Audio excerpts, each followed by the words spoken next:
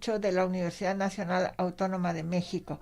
Nuestro reconocimiento y gratitud a la doctora Sonia Venegas Álvarez, directora de nuestra facultad, a la secretaria general, la maestra Sara Mispalma León, del canal Luz Multimedia, a Eduardo y a Rafael, y del seminario a Daniel, Gaby, Abraham y la maestra Amparo. Todos ellos hacen posible que tengamos esta comunicación cada semana con ustedes.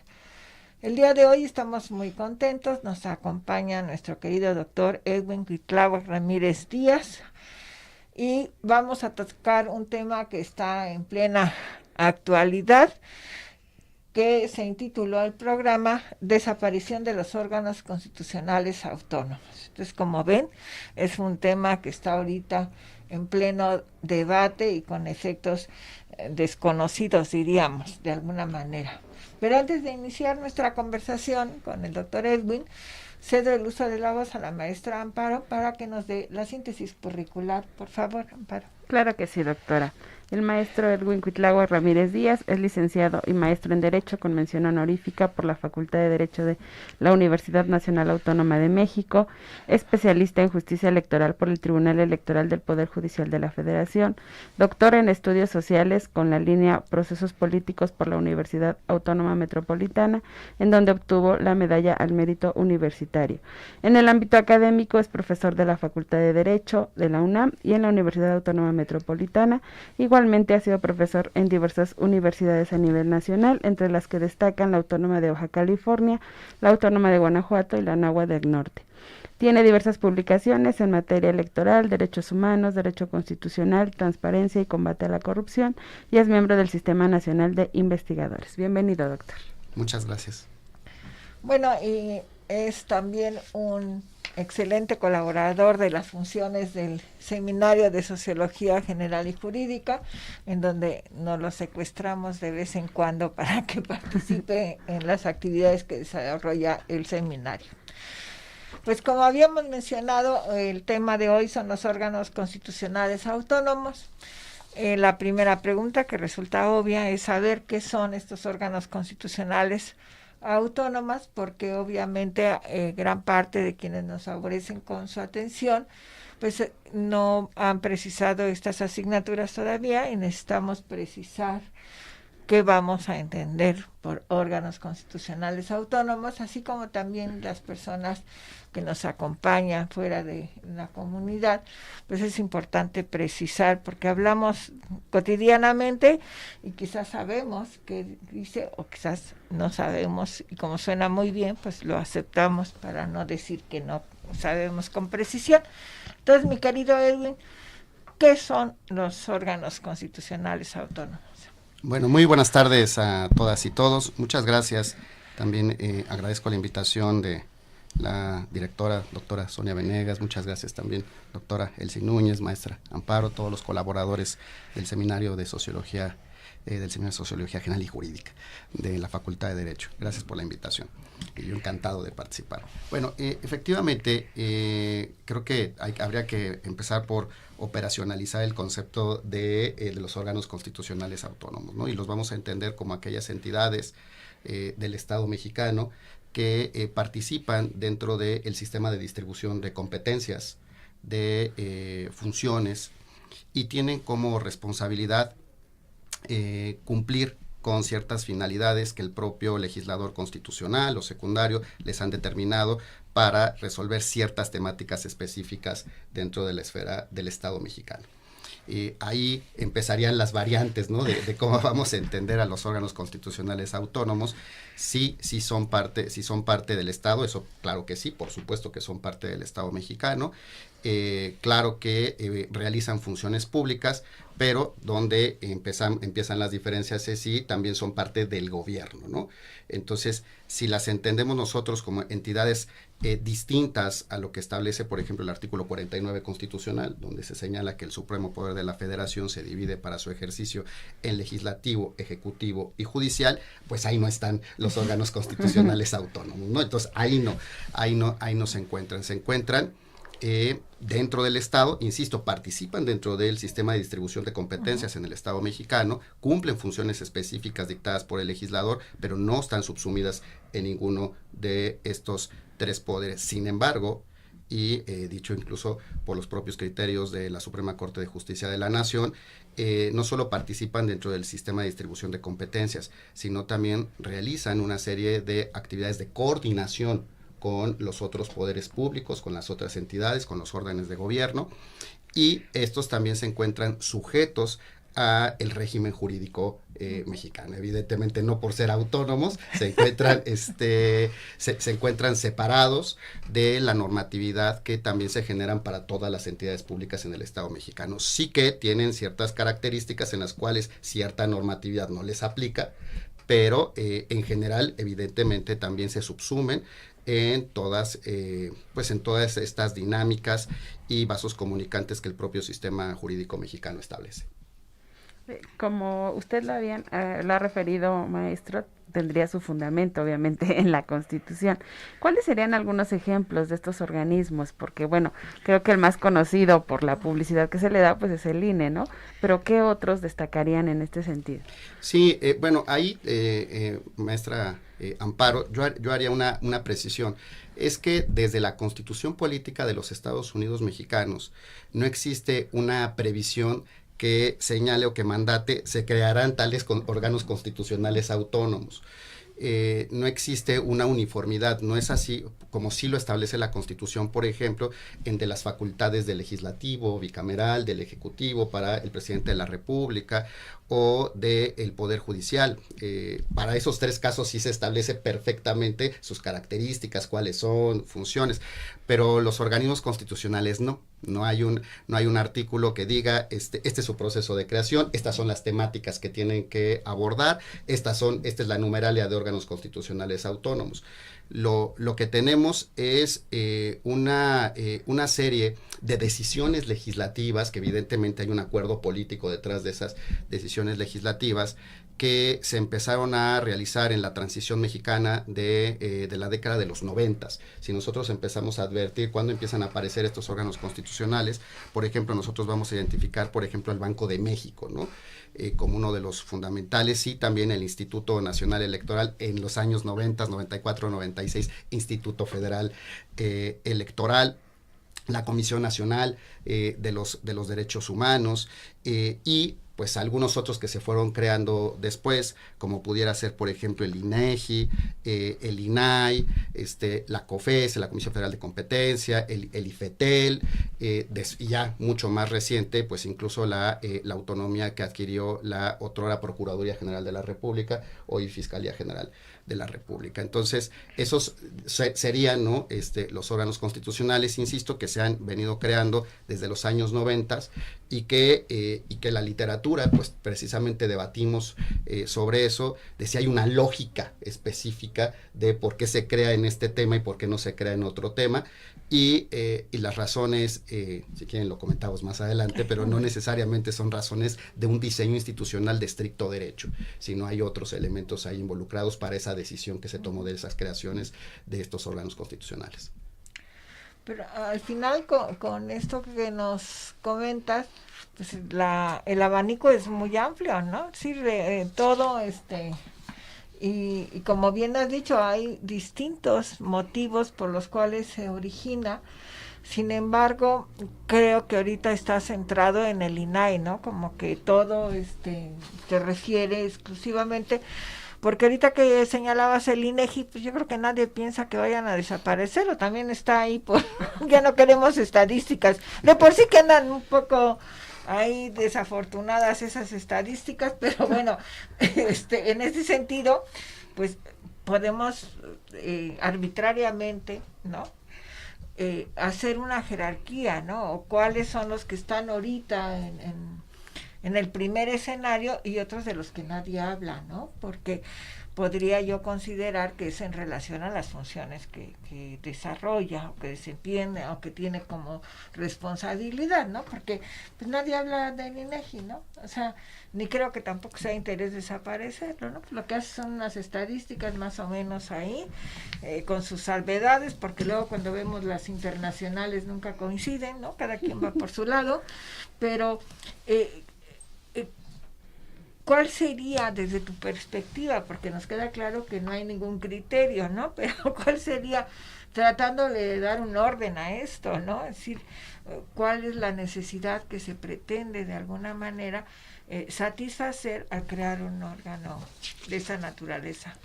Pues yo diría, doctora, efectivamente, nosotros no podemos identificar en la Constitución una jerarquización de órganos constitucionales y cuál es más importante o cuál es menos importante, eso no lo vamos a advertir.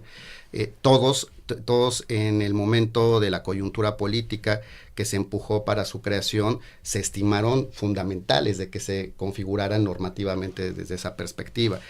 Recordemos que muchas de estas funciones o de estos objetivos que cumplen estos organismos constitucionales autónomos, antes de que adquirieran esa naturaleza jurídica, eran en su mayoría, estaban subsumidos en las funciones del Poder Ejecutivo Federal. Fundamentalmente, le diría, la parte del Instituto Federal Electoral, como es del conocimiento y del dominio público, a partir de las distintas legislaciones en materia electoral, fundamentalmente de la de 1946 y las subsecuentes, hasta las reformas de los años 90, todavía incluso el primer instituto pues estaba todavía con la mano del titular de la Secretaría de Gobernación. Entonces, pues eso, entonces, pues eso quiere decir que pasar de la famosa Comisión Federal Electoral, que estaba, donde la organización de los comicios estaba a cargo de una entidad de la Administración Pública Federal, cuyo responsable es el titular del Ejecutivo, es decir, el presidente de la República, pues evidentemente, ustedes lo saben, el público lo sabe, pues muchos de los cuestionamientos en el sistema político mexicano respecto de la organización y vigilancia de las elecciones era el cuestionar la organización y el cuestionar los resultados. ¿Por qué? Porque eran juez y parte, ¿no?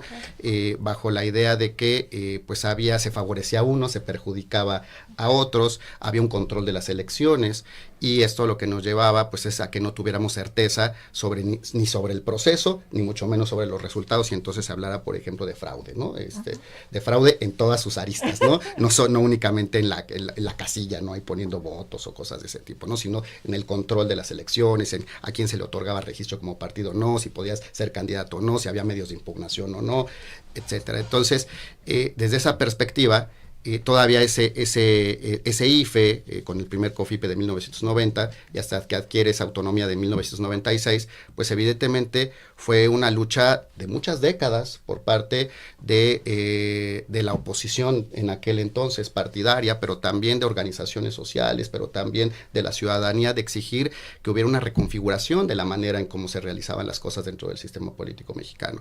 Y precisamente esas demandas se plasman bajo la idea de ciudadanizar la función. Entonces ese es un elemento fundamental en las cabezas o en los tomadores de decisiones de estos órganos constitucionales autónomos, que guardan ciertas características, no son iguales, pero guardan ciertas características en donde se supone que no son perfiles partidistas, se supone que no son perfiles que respondan a cierto contenido político, ni mucho menos, sino serían un ciudadano más. Y entonces el poner en las manos de los ciudadanos propiciaría que esto se alejara un tanto de los intereses político-partidarios. Entonces, un poco lo que usted me pregunta respecto de esta jerarquización, bueno, es que todos en su momento respondieron a una necesidad. Si nosotros empezamos a ver, como dice, pues a lo mejor hoy el que está sobre la mesa, y que hablaremos si quieres sobre el Instituto Nacional de Acceso a la Información, pues evidentemente el INAI, pues digamos, protege dos derechos fundamentales que se encuentran tutelados en la Constitución, que tiene que ver con el derecho a la información que tenemos todas las personas, y también el tema de los datos personales, dos derechos fundamentales. Pero del otro lado, el seguimiento y la supervisión de la obligación que tienen todos los sujetos, que constitucionalmente así se encuentran, respecto de sus obligaciones de transparencia. Entonces, sí, son elementos fundamentales propias de una lógica democrática en el país, donde eso se tiene que garantizar. Pero antes, pues está, como les digo, estamos hablando de los años 90 de demandas, por ejemplo, en términos de certeza sobre las elecciones o sobre la organización de las elecciones, o estamos hablando también en los años 90, por ejemplo, de un organismo como sería la versión del ombuds, ¿no? Ombudsperson, ¿no? Como ahora le decimos, de los años 90, que es la Comisión Nacional de los Derechos Humanos, ¿no? Como esta entidad que no es jurisdiccional, ¿no? Que conoce de posibles violaciones a derechos humanos, que emite recomendaciones y que pues da un seguimiento o se vuelve la sombra del poder público para precisamente que cumpla con sus obligaciones en materia de derechos humanos, antes, digamos, o después de 2011, antes de las garantías individuales, ¿no? Entonces, si advertimos, pues son temas muy, muy importantes que están ahí sobre la mesa, ¿no? Temas también como dice usted, que tiene que ver, por ejemplo, con la competencia económica, como COFECE, un tema en materia económica y además propio también de las obligaciones que tenemos convencionales e internacionales mediante tratados, o el IFETEL en materia de telecomunicaciones, ¿no? O la autonomía del Banco de México, ¿no?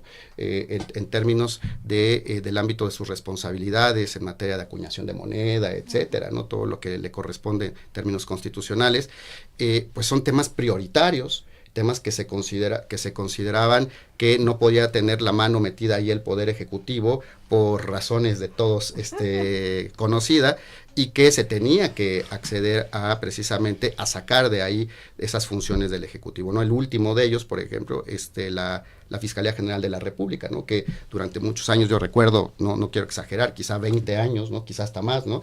Donde le he venido dando seguimiento al debate sobre si la autonomía o no la autonomía de las fiscalías. Y al final del día, pues sí se empujó por la autonomía de la Fiscalía. ¿Por qué? Porque la persecución de los delitos pues no es un asunto menor dentro de nuestro sistema jurídico. ¿Por qué? Pues porque se tienen que hacer esas investigaciones, se tienen que hacer con el mayor rigor posible, se tienen que hacer con la mayor profesionalización y fundamentalmente fuera de aspectos más allá de lo jurídico que pudieran influir en la investigación o en la persecución de los delitos, ¿no? Que es uno de los elementos fundamentales para la autonomía de las fiscalías. Usted refirió justamente esta idea de ciudadanizar, ¿no? Que podríamos entender como acercar a los ciudadanos más a conocer a estos organismos.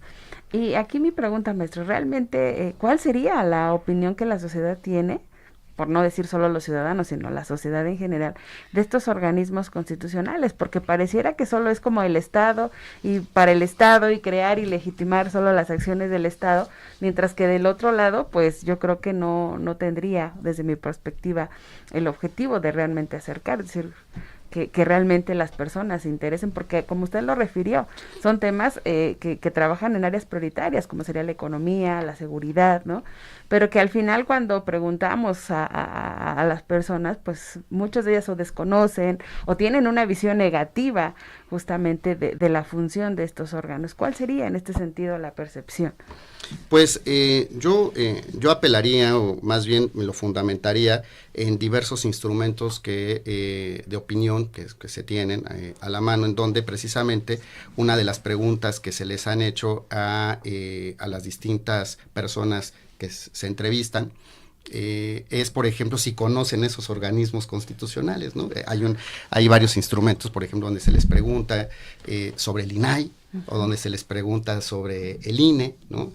O donde se les pregunta sobre la Comisión Nacional de los Derechos Humanos, y en general, pues de lo que se advierte de las respuestas de las personas a las cuales se les hace estas preguntas es que pues algunos lo han escuchado, algunos saben que existen, pero no necesariamente les queda claro esta parte técnica constitucional y de diseño administrativo también respecto de las funciones que dentro del foro especializado se comenta, ¿no? Esto de, o sea, para todos los efectos, por ejemplo, muchas de las personas dirían, pues el INAI es el gobierno, ¿no? El INE es el gobierno, las fiscalías son el gobierno, así, lo que signifique esto, ¿no? Uh-huh. El gobierno en sentido amplio, y no hay esa claridad de estas distinciones tienen una naturaleza jurídica distinta, cumplen funciones especializadas, no se encuentran subordinados en términos de jerarquía de ninguno de los tres poderes, etcétera. Entonces, creo que desde esa perspectiva, primero diría, no creo que haya,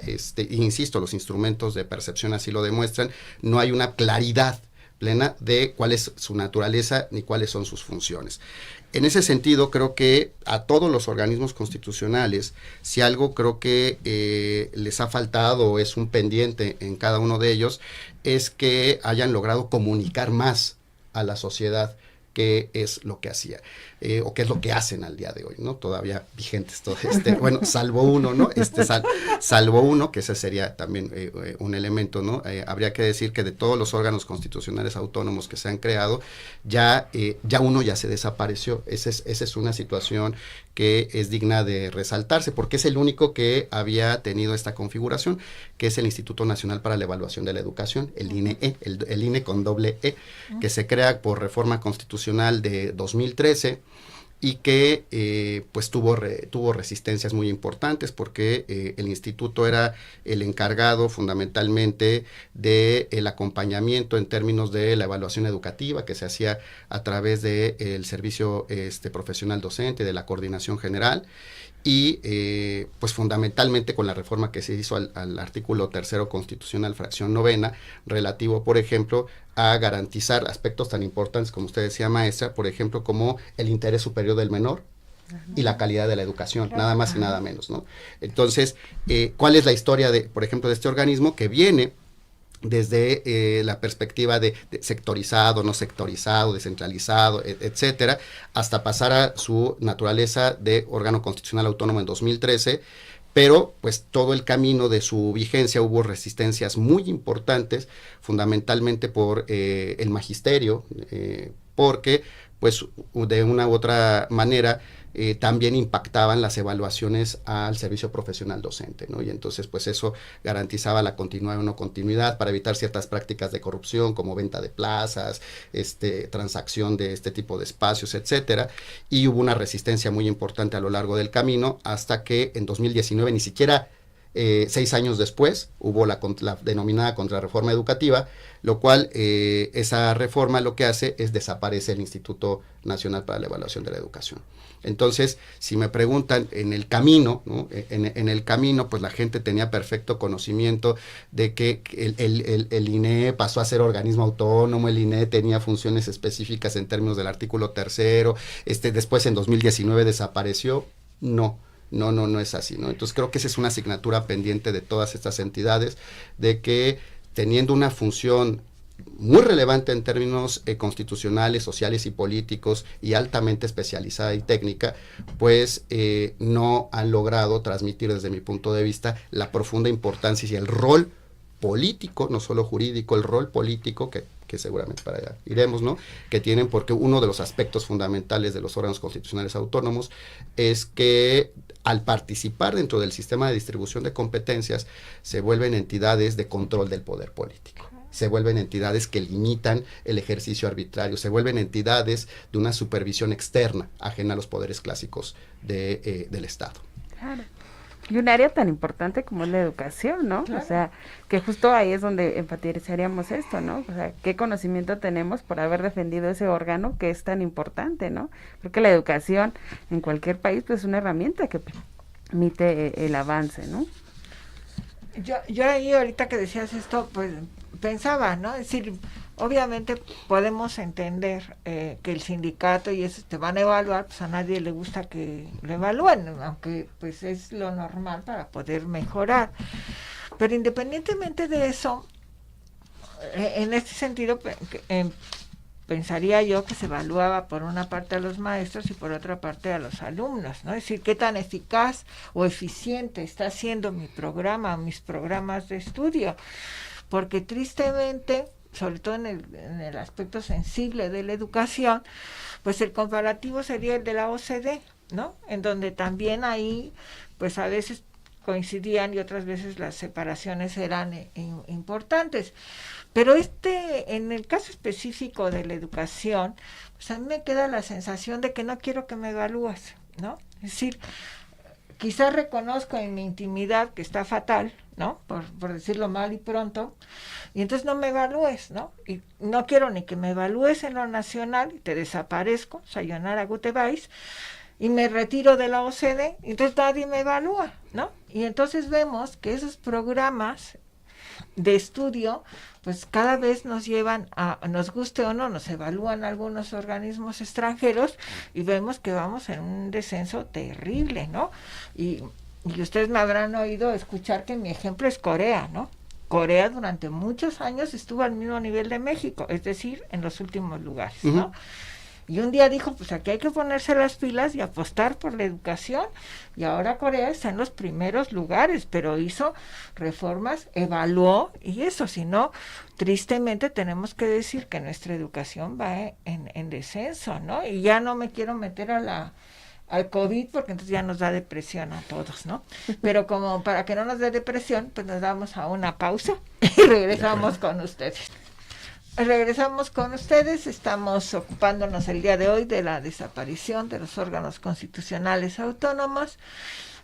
Nos acompaña el doctor Edwin Cuitlahua Ramírez Díaz, que nos ha dado ya una exposición de este tema, ha aclarado algunos puntos importantes, y como es habitual, mi querido Edwin, pues vamos a las preguntas, a las inquietudes de quienes nos acompañan el día de hoy. Abraham tiene la terrible tarea de tratar de agruparlas, porque agradecemos mucho las inquietudes que ha surgido en este tema. Por favor, Abraham. Gracias, doctora.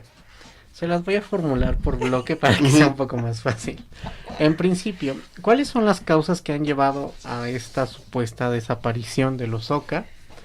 Y por ahí, bueno, junto con ello, si no existe en realidad algún beneficio ahí que pudiera haber de esta situación. Bueno, en realidad, en términos de los órganos constitucionales autónomos que se han creado, como ya lo mencionamos, al día de hoy solo ha desaparecido uno, el Instituto Nacional para la Evaluación de la Educación. El argumento fundamental por el cual se desapareció no fue necesariamente un tema económico o presupuestal, sino más bien un tema de que ese instituto, que siempre acuérdense que se decía que el INEE fue creado como consecuencia de esa reforma 2013 y que no fue una reforma de carácter administrativo, sino que incidía sobre los derechos laborales de los profesores. Y entonces hasta se acuñó una frase, ¿no?, de la mal llamada reforma educativa, ¿no? Así se le decía, ¿no? La mal llamada reforma educativa, porque en realidad tuvo incidencia sobre ciertos aspectos de carácter laboral, cosa que en realidad sí es cierta. Es cierta, y lo reconocen en las diversas impugnaciones que se hicieron ante la Suprema Corte de Justicia respecto de las leyes secundarias, la del Instituto Nacional para la Evaluación de la Educación, la Ley General del Servicio Profesional Docente y la Ley General de Educación. La propia Corte reconoce que efectivamente que tocó ciertos aspectos laborales la reforma, pero en un test de ponderación se privilegió la educación de calidad y el interés superior del menor. Entonces sí hay ciertos aspectos. Evidentemente, ese en lo particular fue una de las promesas de campaña del otrora presidente de la República, Andrés Manuel López Obrador, y señaló que en cuanto llegara a la presidencia iba a ser una de las primeras reformas que iba a echar a andar para desaparecer al instituto. Y así fue. Y en realidad así fue. La historia es que efectivamente en 2019 desaparece, se reconfigura y se subsume en la Secretaría de Educación Pública. Y coincidentemente, 6 años después, esa reestructuración administrativa que se hizo dentro de la SEP, hoy también se está volviendo, en lo que le llamamos la iniciativa de simplificación administrativa, que si quieren después comentaremos, presentada en febrero de este año por el presidente de la República. También se vuelve a reconfigurar esa naturaleza jurídica que ya se había reconfigurado en 2019. Entonces ahí eran los argumentos, fundamentalmente había un tema de orden político, ¿no? Donde había tanto del CENTE como de la CENTE, ¿no? De la coordinadora, donde se empujó de manera muy importante para que se quitara esa evaluación, y así terminó quitándose ese modelo. Ahora, respecto de ¿y qué tenemos en el radar? ¿No? En el radar habría que señalar, este año, en 2024, en febrero, seguramente ustedes se acordarán que se presentaron un paquete de iniciativas de reforma, las famosas 20 reformas, 18 constitucionales y 2 legales. Dentro de esas 18 constitucionales, varias de esas reformas también precisamente tocan a los organismos constitucionales autónomos. Una en lo particular, que es la denominada de simplificación administrativa, así se le llama a esa iniciativa de simplificación orgánica administrativa, así se presentó. Y precisamente uno de los argumentos fundamentales, ahora distinto, por los cuales se pretende desaparecer a algunos, esto es importante aclararlo, a algunos órganos constitucionales autónomos, fundamentalmente son argumentos son onerosos, nos salen muy caros a la sociedad,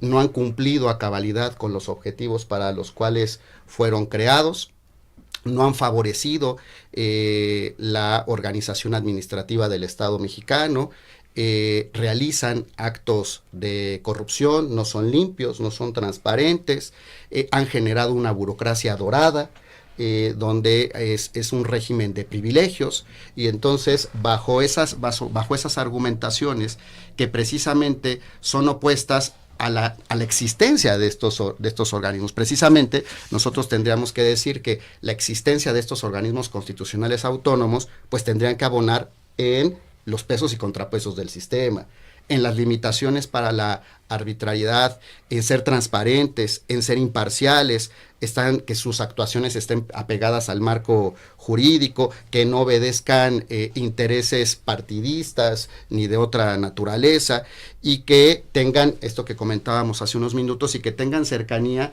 a la sociedad, y fundamentalmente del otro lado, pues que cumplan con su finalidad, pero fundamentalmente que garanticen, los que es el caso, pues que tutelen los derechos humanos de las personas. Eso sería lo fundamental. Hoy estamos en ese debate de si se han cumplido o no han cumplido con estas expectativas. Mi opinión en lo particular es que yo creo que estos organismos constitucionales han respondido a una coyuntura política, cada uno diferente. Si nosotros vemos otra vez las fechas de creación, no son homogéneas. Son distintas, vienen desde los años 90, luego la primera década de los 2000 hasta la década pasada, entonces son diferenciados. Y creo que en general estos organismos han favorecido a generar esos contrapesos del sistema, a que haya una supervisión externa sobre qué estás haciendo. Decía usted, doctora Elsie, por ejemplo, ciertos sistemas que cuando son cerrados, pues evidentemente los sistemas cerrados lo que buscan es que no haya injerencia, que no haya supervisión, que nadie se meta en lo que yo estoy haciendo, que no haya opinión, que no haya disenso, y precisamente creo que los organismos constitucionales, así en términos generales podríamos ir particularizando, pues tienen ese objetivo, ¿no? De generar pesos y contrapesos del sistema. Ahora, a 10, 20, 30 años de su creación, hay cosas perfectibles, sí que las hay. Sí, por supuesto que las hay. Sería tapar el sol con un dedo de decir, no, todo ha sido perfecto, son una maravilla, no han tenido ningún error, ninguna deficiencia. No, creo que como toda institución humana, todas, pues hay áreas de oportunidad, hay áreas de mejora, y que podríamos ir reconfigurando pues en términos, por ejemplo, de qué tan necesario, por ejemplo, en los argumentos de esta iniciativa de ley, qué tanto, por ejemplo, se están duplicando funciones con entidades de la administración pública o de otra naturaleza, qué tanto son onerosos, qué tanto nos cuestan los organismos constitucionales, qué tanto si es un régimen de privilegios para ciertos servidores públicos o no, qué tanto, por ejemplo, si han favorecido los derechos de las personas. Creo que ese debate no solo se tiene que dar, creo que es un debate obligado, no podemos no darlo, pero creo que esta iniciativa no abona en el debate de los organismos constitucionales. Esta iniciativa lo que hace es que los desaparece. Entonces ya no hay debate sobre su naturaleza jurídica, los desaparece, señala que son funciones que regresan al Ejecutivo y que por lo tanto se cambia la reconfiguración. ¿Quiénes son? Digo un poco para, quizá lo preguntaron ya, ¿cuáles son esos organismos constitucionales que están en la mira de la iniciativa? Pues el más conocido, el INAI,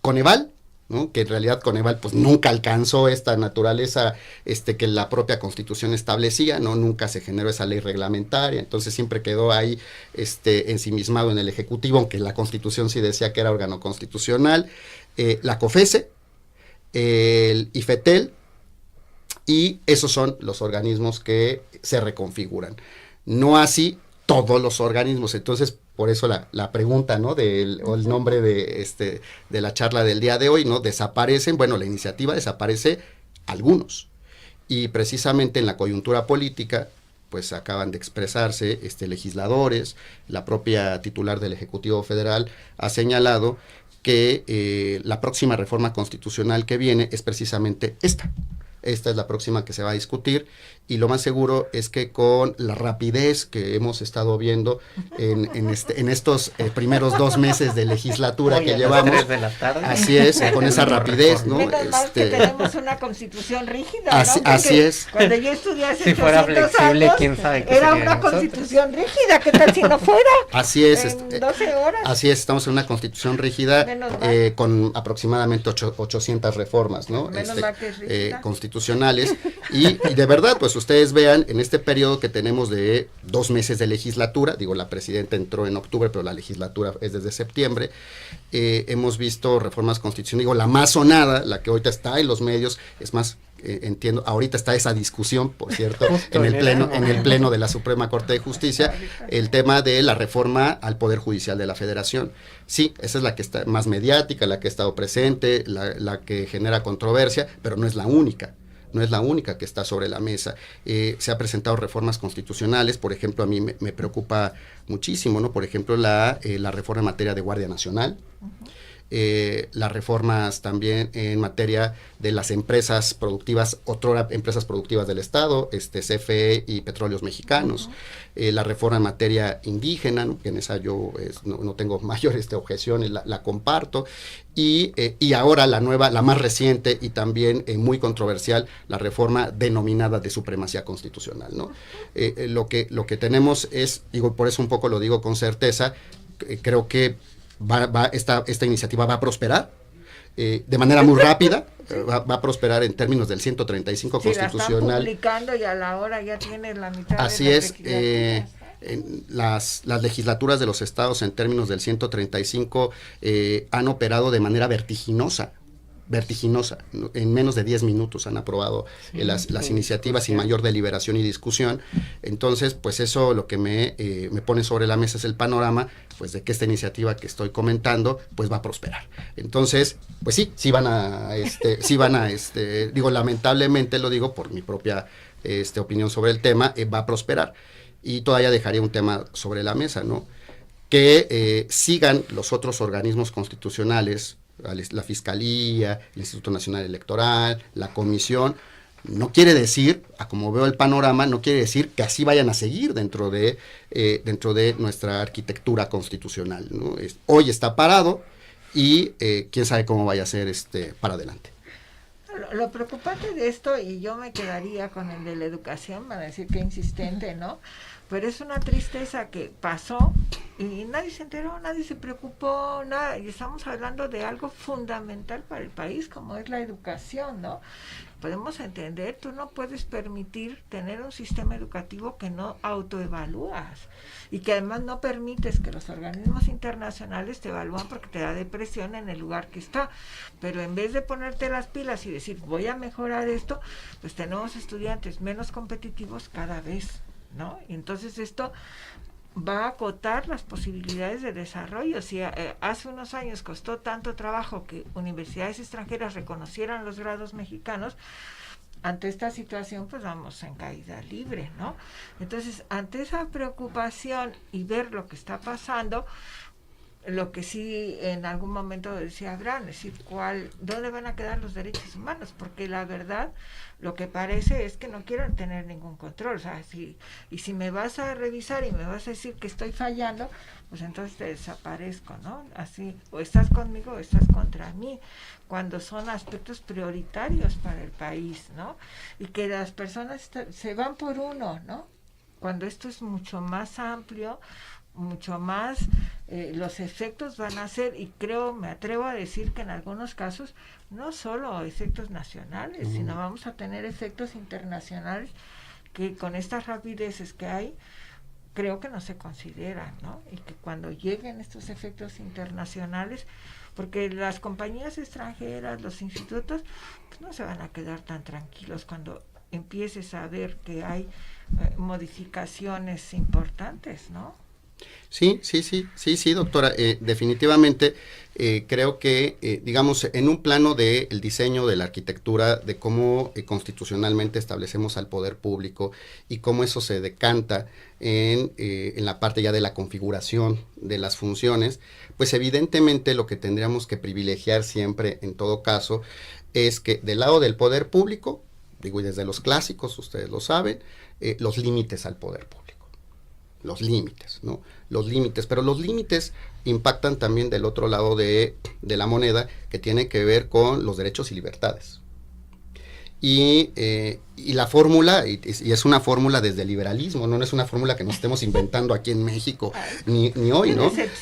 Sí, la fórmula del liberalismo es muy clara, ¿no? El liberalismo es una técnica para controlar al poder público.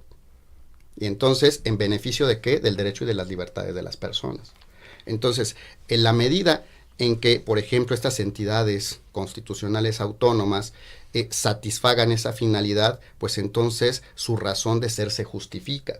El argumento de la iniciativa del presidente de la República en febrero y de ahora, desde el oficialismo, es que no han cumplido esa finalidad, ¿no? Y entonces, ahora sí, desde el Poder Ejecutivo, porque esas funciones fundamentalmente se regresan al Ejecutivo, desde el Poder Ejecutivo sí vamos a cumplir con esas funciones. Y si yo no, y si cualquiera de los que estamos aquí no conociéramos el pasado de nuestro país, pudiéramos decir, pues doy el beneficio de la duda.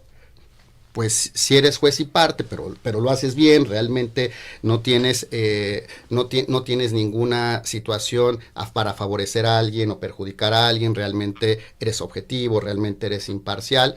Si realmente todo eso se satisface, pues adelante, ¿no? Si la función la vas a cumplir con un órgano constitucional o sin el órgano constitucional y se van a privilegiar los derechos humanos de las personas, adelante. El problema es que los antecedentes de nuestro país precisamente van en otro sentido. Los antecedentes de nuestro país es que cuando el poder público ha sido juez y parte, normalmente las cosas no han tendido ni a limitar el ejercicio arbitrario del poder, ni a garantizar los derechos y libertades de las personas. Con lo cual, no es un escenario alentador. Justo, bueno, hemos centrado toda la discusión en México, pero ¿existe algún otro país que ya haya tenido un antecedente de esta naturaleza? Es decir, que haya desaparecido pues el equivalente a lo que serían los órganos constitucionales autónomos. Es que no necesariamente es así, ¿no? Es así. Si nosotros revisamos, por ejemplo, en materia, les voy a poner el ejemplo, ¿no? En materia electoral, ¿no? En materia electoral, lo que se ha creado son distintos diseños en cómo se lleva a cabo la gestión electoral. No solo hay una manera de hacerlo. El doctor Orozco Enrique señala que, por ejemplo, en el prototipo latinoamericano, lo que se ha generado es una justicia electoral especializada. Entonces, en América Latina se han creado entidades específicas que se encargan de la gestión electoral, ya sea que se encarguen de la parte administrativa o también de la parte jurisdiccional. Como aquí sabemos, por ejemplo, el tema electoral aquí se lleva a cabo por 2 entidades. La primera, que es el INE, que lleva a cabo la organización y la vigilancia, que sí tiene esta naturaleza de órgano constitucional, pero la parte impugnativa, la parte jurisdiccional no, esa sí la sigue llevando el Poder Judicial de la Federación. Entonces, ni siquiera es todo el tramo. Pero precisamente en la pregunta que me hacen, es que en otros casos sí hacen las dos cosas. Por ejemplo, una propia entidad, los tribunales supremos de elecciones, por ejemplo, en el prototipo centroamericano, hacen las dos funciones. Nos parecería raro escuchar esto, ¿no? O sea, hacen la parte administrativa y la parte jurisdiccional, sí hacen las dos cosas. Por ejemplo, en el caso costarricense. Entonces, ellos sí ya hay experiencias de que han creado estos órganos constitucionales, pero no precisamente la idea, como me comentan, en el regreso, ¿no? Hay otras oficinas, por ejemplo, en los prototipos norteamericanos, etcétera, por ejemplo, de estas agencias así denominadas, no como órganos constitucionales, pero estas agencias, por ejemplo, como COFESE y FETEL, que tienen relevancia muy importante, importantísima, por ejemplo, sobre los actores económicos, sobre cuestiones tan trascendentes como prácticas monopólicas, sobre competencia económica, sobre telecomunicaciones, sobre ventajas o beneficios para ciertos actores económicos, y dirían, y en términos de derechos humanos, pues eso en qué, ¿no? Bueno, pues eso se traduce, por ejemplo, en que las tarifas de un sector, por ejemplo, de comunicaciones o de un servicio de taxis te salgan más caras o más baratas. En eso se traduce la función, ¿no? Así, en el día a día. ¿Por qué? Pues porque si hay un agente monopólico, pues él va a controlar los precios en el mercado. Si hay competencia, eso va a tender a que se puedan diferenciar los precios, entre otras cosas. Entonces, digamos que de este calado, de esta naturaleza, pues somos un ejemplo de la región. Cuando vemos esto, ¿no? La verdad, me pregunto, y me preguntaba ahorita, si las personas saben la trascendencia de esto, ¿no? Porque además se ha enfocado en unos cuantos que no son el total, ni mucho menos, pero sí creo que son funciones muy importantes, determinadas, y aunque suene político, que no es mi intención, de vida democrática, ¿no? Entonces, la sensación sería, para aquellos que estamos en el ámbito jurídico, pues lo que acabas de decir, ¿no? No queremos control, o sea, yo hago, ¿no? Y yo pensaba como, si esto fuera tu hijo, ¿no? No lo vas a desaparecer, lo tienes que encauzar, ¿no? No, se portó mal y lo desaparezco, pues no, tengo que encauzarlo, porque también me parece un poco atrevido decir todos están funcionando mal, ¿no? O sea, no, yo pues ahí sí tendría el beneficio de la duda, ¿verdad? Vamos a dar la oportunidad, como decir que todos los mexicanos somos corruptos, como dijo un día el presidente, pues no, o sea, como dice el chiste, yo no. Creo que generalizar es muy peligroso, ¿no? Y hacerlo esto con institutos que tienen funciones totalmente diferentes, obviamente personas con distintas capacidades y profesionalización, pues es un poco atrevido decir todos están mal, ¿no? Pero mi querido Edwin, con mucha pena nos tenemos que ir, tendríamos más oportunidad de ampliar esto que nos afecta a todos, aunque aparentemente parece que no, pues yo creo que varios de los organismos que están ahí nos afectan directa o indirectamente a todos. Quiero agradecerte muchísimo que hayas estado con nosotros el día de hoy. A quienes nos acompañaron, mil gracias. Los esperamos la próxima semana en una nueva edición de su programa Societatis. Hasta entonces, bonita semana.